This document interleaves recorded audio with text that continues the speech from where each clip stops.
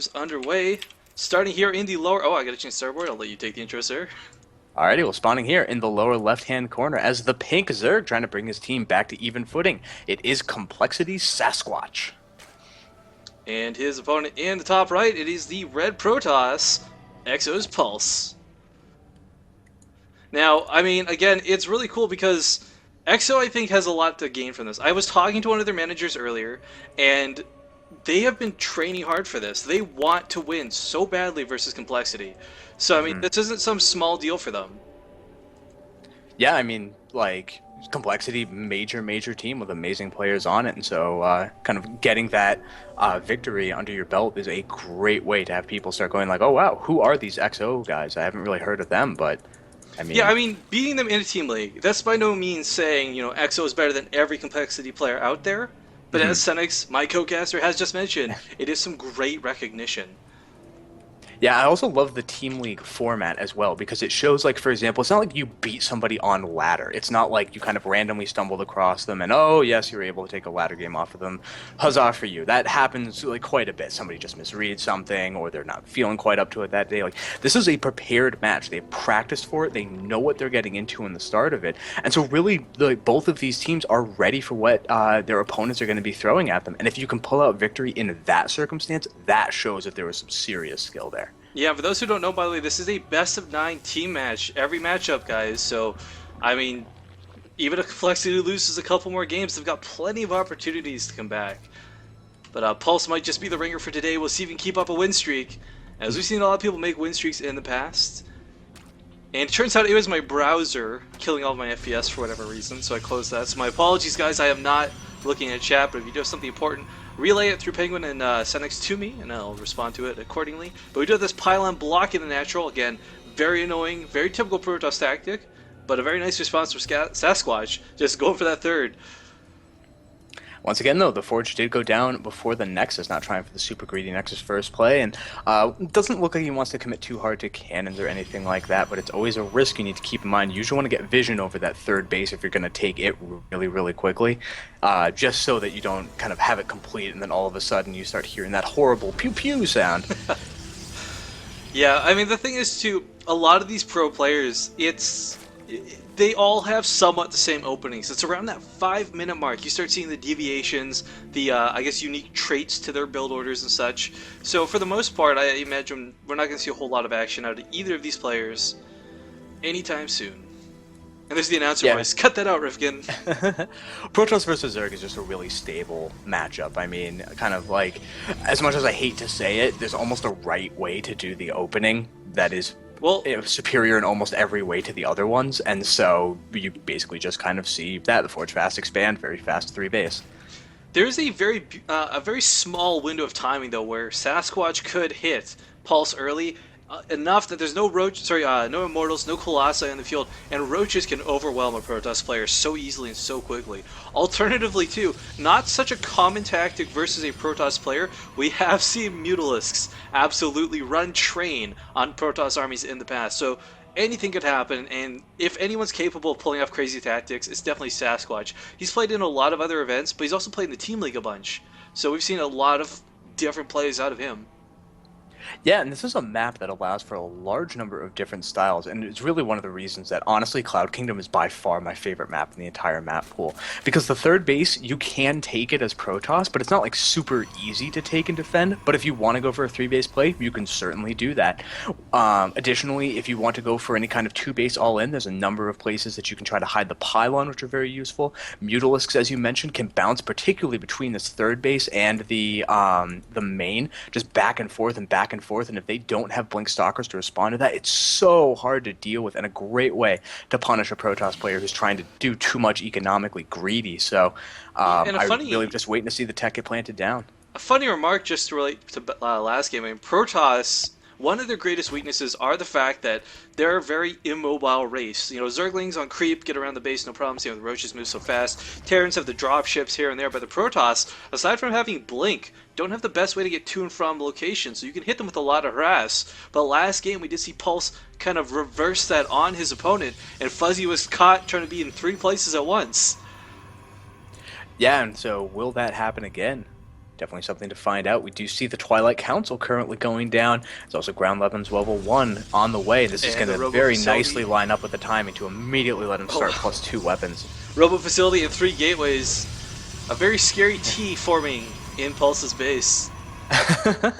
Well, he is coming out here with that 1 Stalker, 1 Zealot poke, and this can do so much damage too if there's only a Queen. But fortunately, there are Zerglings out, trying to do a little bit of kiting to minimize that damage. But oh And it no, looks like, surprise, 2 Zerglings from behind! Well, 2 kills on the Zealot, 3, 4 now on the Stalker, and so while he did end up losing the Zealot, still coming out 50 minerals ahead, making his opponent build a little bit of defense rather than just droning up to like 80 drones with 2 Zerglings for scouts. So certainly worthwhile thing to do. Do you see this probe moving out though? Right in position to take the 3rd for Pulse. He's doing the exact same style as well. One thing I do want to comment on here for our EXO player, he's got this, at least last game on Ohana, he had a really cool build location where with the way he set up the cannon in those 2 pylons, it created a beautiful choke that would have taken 6 force fields and turned them into 3. Real quick though, we can just see him currently massing at kind of the natural 4th of Pulse. We see these Zerglings, they do not have speed yet actually. That's a pretty big blunder. I have to feel like that was a mistake, not getting metabolic boost, but they are backed up by a decent number of roaches, and so it looks like he does not want to let this go up so easily. I mean, even with these sentries, this is not a lot to deal with. I mean, there's roaches that are just so strong, they're going to push up on that Protoss army. And those sentries could fall very quickly. Zealots being warped in, but roaches are sniping them off before the completion. Yeah, and if more pressure gets added on, actually no though, he is deciding to go for a 4th base, so he's just kind of trying to pressure this a little bit and not really commit to killing it off. And it looks though like Pulse really hasn't overreacted or anything, just adding on a couple more gateways, blocking off the main ramp to his natural, so he doesn't need to worry about multi-prong harassing, can concentrate all his forces on keeping this 3rd base alive.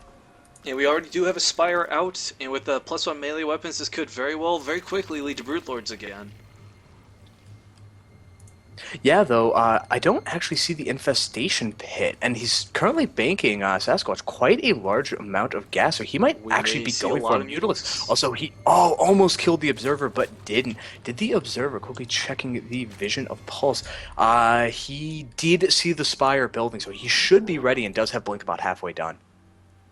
Even so, I mean, Blink does so much when you've got a lot of Mutalisks running you. Between Mutalisks and Zerglings, I mean, it's a very effective way to deal with Stalkers, especially early on, before that's that critical mass of just like one-shot volley, Blink, one-shot volley, Blink.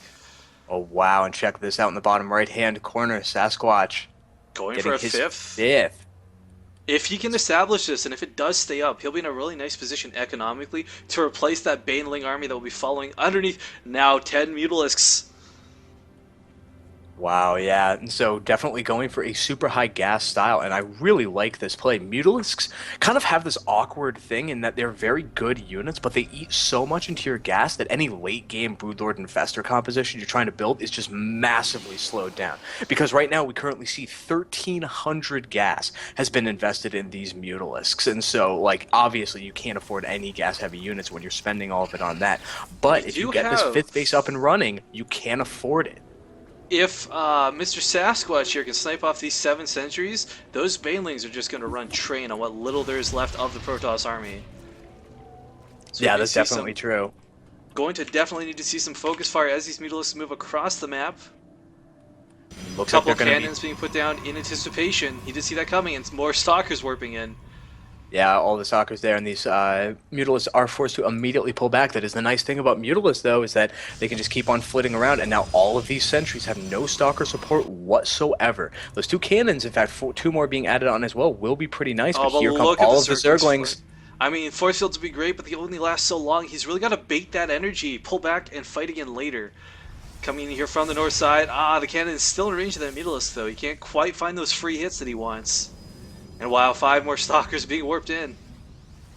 This is looking like a pretty solid defense from Pulse, but you do need to keep an eye on that supply tab, as currently Sasquatch is just about maxed out, and he's going to be able to start trading so long as he does it moderately cost-effectively. It will be huge wins for him every time. And a 6th base behind all that, too. He's going to be able to replenish his forces time and time again. And oh my god, 25 Banelings morphing on right outside the base.